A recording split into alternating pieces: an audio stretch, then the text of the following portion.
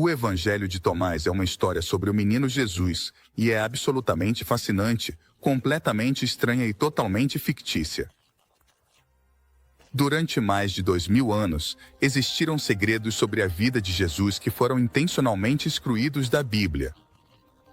Não eram apenas segredos estranhos, mas foram absolutamente aterradores para os estudiosos e pesquisadores quando foram descobertos no Evangelho perdido de Tomás.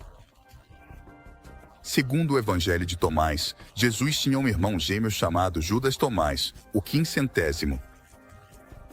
Embora a Bíblia descreva a personalidade de Jesus como compassiva e perdoadora, este livro antigo nos fala de um lado de Jesus, que não havíamos imaginado. Quais eram os segredos dos quais não sabíamos nada, que não havíamos imaginado? Quais eram os segredos dos quais não sabíamos nada? E quais percepções comuns sobre Jesus estávamos errados? Junte-se a nós enquanto voltamos no tempo para revelar o conhecimento menos conhecido sobre a infância e a juventude de Jesus. Verdades aterrorizantes sobre a vida de Jesus. Entre 1945 e 1952, foram encontrados inesperadamente manuscritos antigos em um lugar chamado Nag Hammadi, no Egito. Alguns desses manuscritos eram chamados de Evangelhos, que são livros sobre a vida de Jesus. Esses escritos são muito antigos, de um período entre 100 e 400 anos após a vida de Jesus. Embora os estudiosos soubessem que esses livros existiam há muito tempo, acreditavam que tinham se perdido para sempre. Mas em 1945 aconteceu algo completamente inesperado. Finalmente, foram encontrados novamente, o que gerou muito debate e especulação. Alguns céticos que leram esses manuscritos acharam que a igreja primitiva havia ocultado a verdade sobre Jesus. Eles acharam que esses evangelhos perdidos contariam uma história diferente sobre Jesus. Mas esses escritos, na verdade, só acrescentam mais detalhes sobre a vida de Jesus, como o que aconteceu quando ele era criança e o que rolou entre sua morte e ressurreição. Essas histórias não eram muito conhecidas antes, por isso estavam escondidas. Que é o que apócritas significa. Existem dois tipos desses escritos, apócrifos e escritos gnósticos. Esses livros foram escritos por diferentes razões, como para entreter ou mudar a forma como as pessoas pensavam sobre Jesus. Um dos livros mais surpreendentes que foram encontrados em Nag Hammadi se chama O Evangelho da Infância, de Tomás. Conta histórias sobre Jesus quando ele era criança. Essas histórias mostram Jesus de uma maneira diferente da que os cristãos costumam pensar sobre ele. Neste livro, Jesus é cruel com as pessoas sem motivo algum e não escuta seus pais. Esse livro não faz parte da Bíblia oficial, mas mesmo assim, é interessante ver o que alguns dos primeiros cristãos pensavam sobre a infância de Jesus. É como uma janela para o passado que nos mostra como as pessoas pensavam sobre Jesus. Embora não seja considerado uma parte oficial da história de Jesus, ainda é um olhar fascinante sobre as crenças dos primeiros cristãos. Também existem escritos chamados escritos gnósticos, que significam escritos sobre conhecimentos especiais.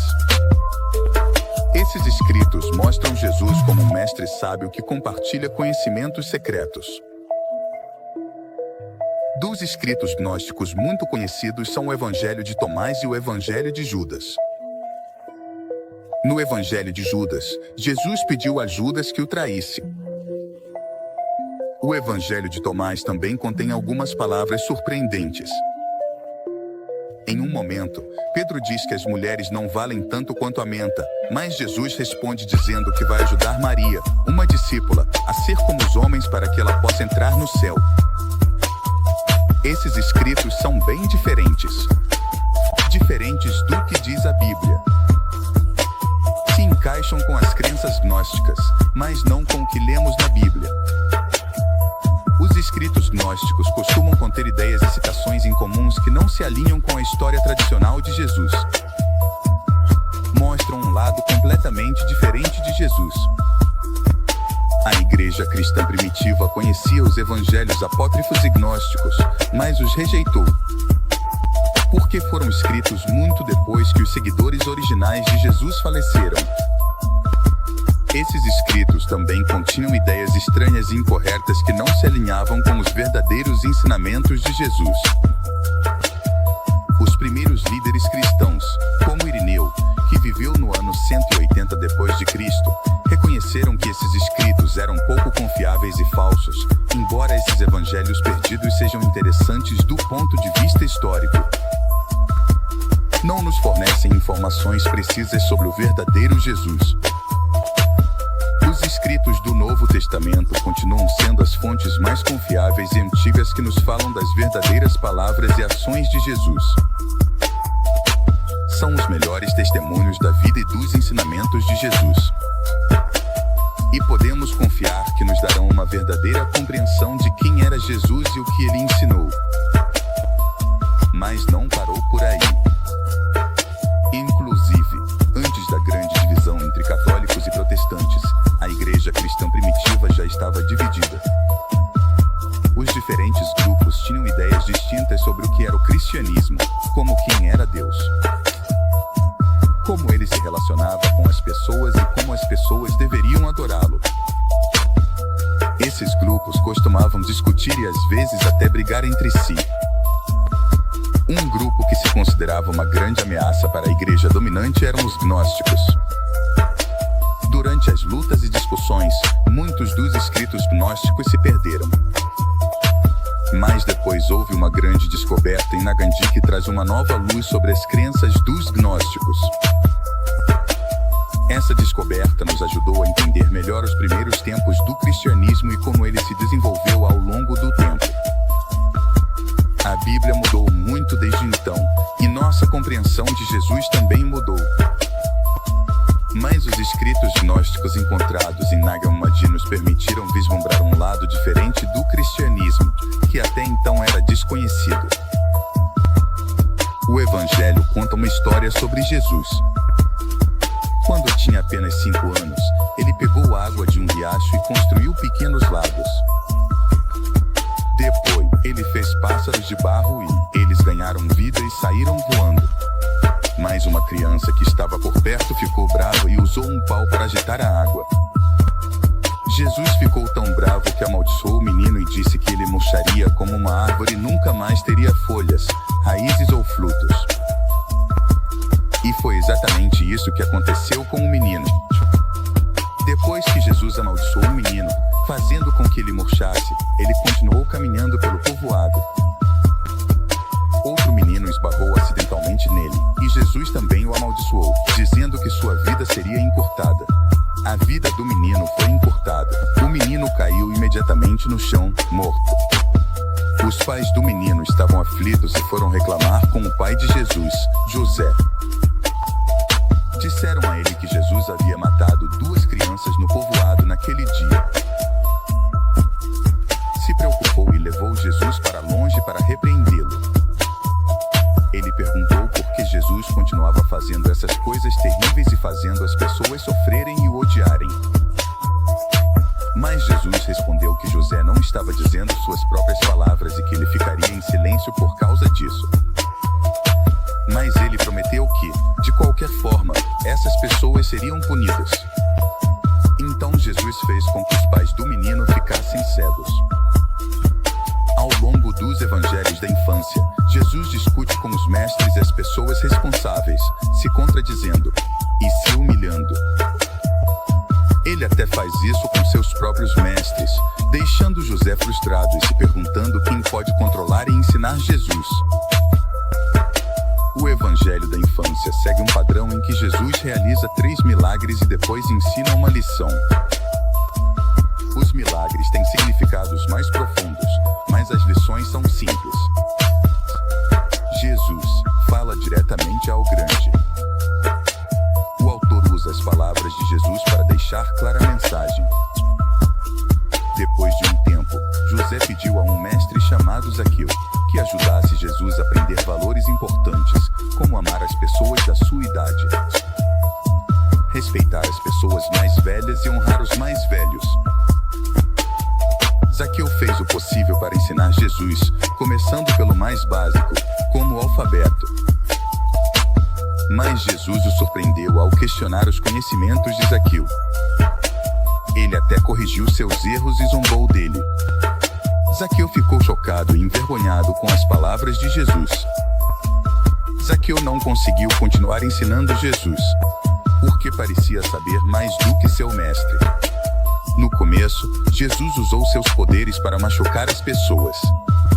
Ele até matou 2 crianças, deixou 2 adultos cegos e humilhou um homem mais velho, seu pai José. Ele estava muito preocupado porque agora toda a cidade tinha medo deles. Mas depois algo mudou. Depois que Jesus envergonhou um mestre chamado Zaqueu, de repente decidiu desfazer todo o mal que havia feito. Jesus riu e disse que os feridos seriam curados e os que estavam cegos voltariam a ver. Depois, ele acrescentou que tinha vindo do céu para ajudá-los, não para fazer mal. Assim que Jesus terminou de falar, todos os que estavam feridos, aqueles que ele havia machucado, foram curados de repente. As pessoas estavam admiradas e um pouco assustadas ao perceber que Jesus tinha poderes incríveis. A partir de então, ninguém se atreveu a provocá-lo, com medo de que ele voltasse a amaldiçoá-los. Ele sempre foi divino e perfeito.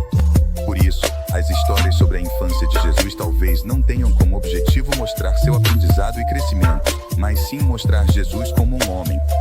Um ser divino que foi especial desde o começo. Tudo o que Jesus fez era considerado certo porque ele era Jesus, o Filho de Deus. Um ser divino que foi especial desde o começo. Tudo o que Jesus fez era considerado certo porque ele era Jesus, o Filho de Deus.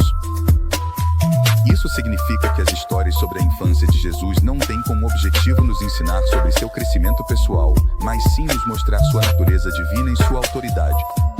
Os estranhos escritos gnósticos. Embora o Evangelho da infância não faça parte da Bíblia oficial, os estudiosos tentaram relacionar o Jesus que aparece nele com o Jesus da Bíblia. Analisaram o texto de diferentes ângulos, achando que poderia estar influenciado pelo Antigo Testamento, pelas ideias gregas e romanas, ou por um tipo específico de gnosticismo. Alguns, como James Vadell, acreditam que alguém que não era cristão escreveu o Evangelho como uma forma de zombar da história de Jesus. Vadell aponta que o autor não parece saber muito sobre os costumes e tradições judaicas da época de Jesus. Isso significa que o autor poderia ter sido um escritor grego ou uma pessoa judia que ainda não havia sido influenciada pelo cristianismo. Essa perspectiva oferece uma nova forma de entender o Evangelho da infância, não como um texto religioso sério, mas como uma sátira destinada a zombar da ideia de Jesus como uma criança especial. James Vadell acredita que havia tensão entre os novos cristãos e os judeus tradicionais. Essa tensão vinha do fato de que os cristãos pareciam ignorar algumas das regras rigorosas do judaísmo. Naquela época, o cristianismo ainda era considerado parte do judaísmo, e líderes como São Paulo estavam fazendo grandes mudanças na fé. Essas mudanças teriam incomodado os judeus tradicionais, que acreditavam em seguir as regras à risca. Por isso, a história de Jesus fazendo coisas que eram consideradas mais, como matar, quebrar o sábado e desobedecer aos mais velhos, poderia ter a intenção de zombar da ideia de que Jesus era divino. Ao mostrar Jesus fazendo coisas que não eram melhores do que as que faria um deus pagão, o autor poderia estar zombando da ideia de que Jesus fosse elevado a um status divino. Agora, tem uma coisa que você não sabia. Algumas das 35 menções de Jesus no Alcorão compartilham semelhanças com histórias sobre Jesus na Bíblia e em outros textos, incluindo os evangelhos gnósticos da infância. Por exemplo, o Alcorão conta uma história semelhante à dos evangelhos da infância, onde Jesus deu vida a uns pássaros de barro. No Alcorão, diz que ele veio a nós com um sinal de Deus, fez uma figura de pássaro com barro, soprou vida e se tornou um pássaro de verdade pelo poder de Deus. Isso demonstra que o Alcorão se baseia em uma variedade de fontes, incluindo textos não bíblicos, para contar sua história sobre Jesus. Ao incluir essas histórias, o Alcorão apresenta Jesus como um profeta importante e realizador de milagres, mas também como alguém que está sujeito à vontade e ao poder de Deus. O Novo Testamento, assim como o Antigo Testamento, é uma coleção de escritos e histórias religiosas que foram se reunindo ao longo do tempo. Foram necessários muitos anos, debates religiosos e ascensão e queda de impérios para finalizar os livros que agora são considerados parte do Novo Testamento. Os estudiosos não têm certeza de quando cada livro foi escrito, mas concordam que as cartas de São Paulo, escritas por volta do ano 30 depois de Cristo, foram algumas das primeiras. As histórias que se tornariam os evangelhos de Mateus, Marcos, Lucas e João foram transmitidas de forma oral antes de serem escritas. Nos séculos I e II, o Evangelho da Infância provavelmente usou esses evangelhos canônicos como referências, então é bem provável que tenha sido escrito depois deles. Alguns estudiosos acreditam que poderia ter sido escrito já no ano 80 DC. Mas definitivamente foi escrito no ano 185 DC. Já que o importante líder da igreja Irineu mencionou em um de seus escritos.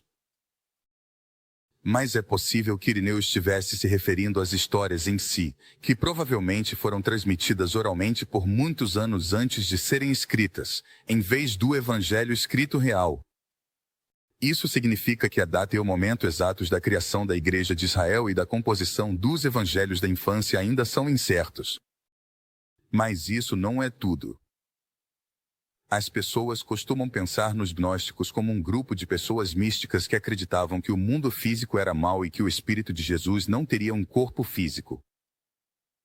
Mas a verdade é que o gnosticismo era um movimento diverso com muitas crenças filosóficas e cósmicas diferentes. Embora acreditassem que a matéria física tinha defeitos, eles tinham muitas outras crenças que diferiam do cristianismo tradicional, o que gerou conflitos com a Igreja Ortodoxa. Os primeiros líderes cristãos escreveram cartas e sermões para argumentar contra os gnósticos e outros grupos que consideravam hereges.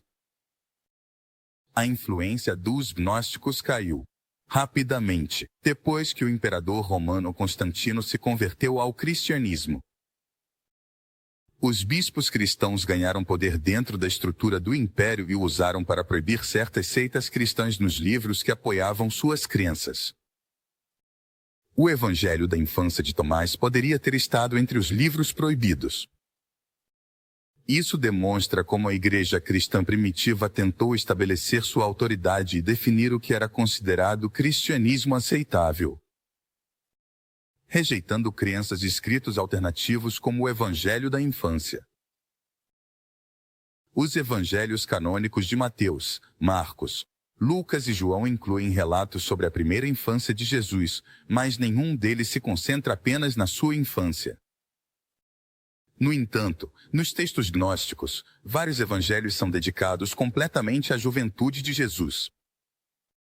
Além do Evangelho da Infância de Tomás, também tem o Evangelho da Infância de Tiago, que faz parte da biblioteca de Nag Hammadi e explora o mesmo período de. Tem até mais evangelhos da infância, além desses dois conhecidos. Fora da biblioteca de Nag Hammadi, há outros textos como o Evangelho da Infância Siríaca, a história de José, o carpinteiro, e a vida de João Batista. Esses evangelhos oferecem diferentes perspectivas sobre a vida e a infância de Jesus, o que proporciona uma compreensão mais detalhada e matizada da sua juventude. Podem não fazer parte da Bíblia oficial, mas ainda assim são recursos valiosos para entender as diversas formas como as pessoas imaginaram e mostraram a vida de Jesus. À medida que o cristianismo se expandia por todo o Império Romano, os primeiros cristãos estavam ansiosos para ler e aprender mais sobre Jesus. Procuraram todos os escritos que o mencionam, e muitos textos foram escritos para satisfazer essa demanda. A maioria desses textos, incluindo o Novo Testamento, foi escrita pelo menos um século depois da morte de Jesus. Se basearam nas histórias já contadas nos evangelhos canônicos, e alguns, como o Evangelho de Tomé, preencheram lacunas específicas da narrativa. Naquela época, as pessoas não consideravam isso como uma cópia ou um roubo de ideias, mas sim como uma adição à tradição oral vigente.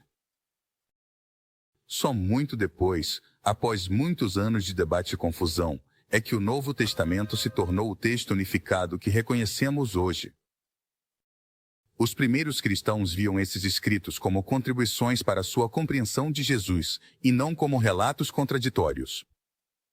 O que competiam entre si. Embora o Evangelho de Tomé tenha revelado verdades assustadoras sobre Jesus que ninguém conhecia, há algumas coisas que as pessoas acreditaram sobre Jesus que não são verdadeiras e nem estão na Bíblia. E pode ser que a quarta te pareça completamente difícil de acreditar para começar. Percepções falsas sobre Jesus. Essa é a mentira mais comum. Jesus tinha cabelo longo. Durante séculos, as pessoas imaginaram Jesus com cabelo longo e uma barba solta. Mas na época de Jesus, a maioria dos homens estava bem barbeada e tinha cabelo curto. Embora Jesus pudesse ter tido barba em certos momentos do seu ministério, especialmente quando viajava, é pouco provável que ele a mantivesse assim o tempo todo. De maneira similar, é pouco provável que ele tivesse cabelo longo, já que isso era tipicamente associado aos homens judeus que haviam feito um voto especial chamado voto nazireu. Sabemos que Jesus não fez esse voto porque isso exigia que ele se abstivesse de beber vinho, e era sabido que Jesus bebia vinho, na verdade. É mais provável que Jesus usasse o cabelo curto, seguindo o estilo comum da sua época. Isso significa que a imagem tradicional de Jesus, com cabelo longo e barba, pode não ser totalmente precisa. Outro erro comum sobre Jesus é a data do seu nascimento. A Bíblia não menciona uma data específica, e os escritores dos evangelhos não dão nenhuma pista sobre a época do ano em que Jesus nasceu. Apesar disso, o dia 25 de dezembro foi amplamente aceito como o aniversário de Jesus. Mas, de onde vem essa data e quem dedicou esse dia? A igreja cristã primitiva não celebrou o Natal durante os primeiros 3 séculos após a morte de Jesus. Em vez disso, celebram outras festividades religiosas, como a Epifania e a Páscoa. A primeira menção registrada do Natal em um calendário romano não foi até o ano 336. Anúncio. É provável que o dia 25 de dezembro tenha sido escolhido para coincidir com a festividade romana existente das Saturnais, o que tornava o cristianismo mais atraente para o povo romano. Essa foi uma medida estratégica da igreja cristã primitiva, que muitas vezes adaptava seus ensinamentos para que se encaixassem nas crenças e costumes locais. Dessa forma, facilitavam a conversão das pessoas ao cristianismo, algo necessário para espalhar a religião. A Bíblia menciona Tiago como irmão de Jesus e também faz referência a outros irmãos de Jesus. Mas a Igreja Católica ensina que Jesus era filho único e não tinha irmãos. Isso pode parecer contraditório, mas está relacionado com a doutrina da Igreja sobre a virgindade perpétua, que sustenta que Maria permaneceu virgem e sem pecado durante toda a sua vida. Para conciliar isso com a menção que a Bíblia faz dos irmãos de Jesus, muitos estudiosos da Igreja sugeriram que Tiago era na verdade primo de Jesus e não seu irmão. Essa explicação tenta resolver a evidente discrepância entre o relato bíblico e a doutrina da Igreja. O próximo fato pode te surpreender. Se você observar qualquer pintura ou representação de Jesus na cruz, provavelmente o verá com pregos atravessando as palmas das mãos. Essas feridas se tornaram um símbolo muito conhecido do cristianismo, mas a Bíblia não menciona especificamente esse detalhe.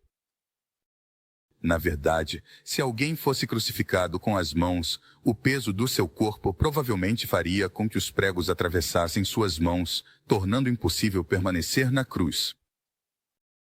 Isso levantou dúvidas sobre a precisão dessa representação tão comum da crucificação. A Bíblia descreve Jesus crucificado, mas não fornece detalhes sobre o método exato. Alguns cristãos acreditam que Jesus nunca se casou porque o Novo Testamento não menciona uma esposa. Mas a ausência de evidência não significa necessariamente que ele fosse celibatário. Na verdade, era muito incomum que um homem da idade e do status de Jesus não tivesse esposa, mesmo que fosse um profeta, viajante. Muitos profetas daquela época tinham esposas e famílias, então é possível que Jesus também as tivesse. A ideia do celibato de Jesus não se tornou um tema de grande interesse até que um líder da igreja, chamado Tertuliano, escreveu sobre isso. Tertuliano, junto com São Paulo, teve um papel importante na formação das opiniões da igreja sobre a sexualidade e a intimidade. Ele sustentou que Jesus tinha que ser celibatário para permanecer sem pecado. A Bíblia tem muitas traduções que podem ser discutidas, mas uma das mais difundidas é a tradução da palavra grega tecton. Na Grécia Antiga, essa palavra descreve um grupo de trabalhadores pobres que faziam diversos trabalhos para conseguir se virar no final do mês. Como construir muros, móvel, ou limpar o terreno. Eram basicamente trabalhadores temporários que faziam qualquer trabalho que conseguissem encontrar para sobreviver. Mas quando foi traduzido para o inglês, tecton se tornou um carpinteiro, o que gerou uma imagem comum de Jesus como um habilidoso construtor de casas. Essa tradução criou uma imagem enganosa da ocupação de Jesus. Em vez de ser um carpinteiro especializado, é mais provável que ele fosse um trabalhador itinerante que aceitava diversos trabalhos para sobreviver.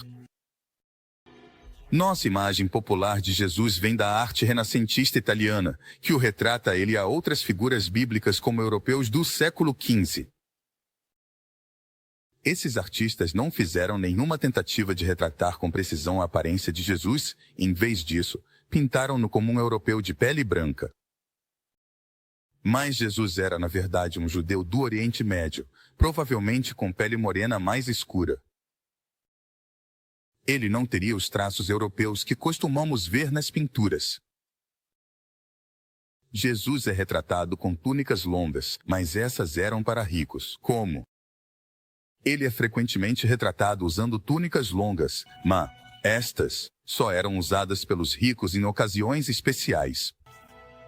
Jesus, sendo um humilde trabalhador, provavelmente usava roupas mais simples, como uma túnica até o joelho e um manto chamado um gimation. Haveriam sido simples e sem tingir, adequadas para alguém do seu status. Esses artistas o vestiram com roupas elegantes. Elas seriam simples e sem tingir, adequadas para alguém do seu status. Esses artistas o vestiram com roupas elegantes, diferentes das que ele teria usado na antiga Judeia.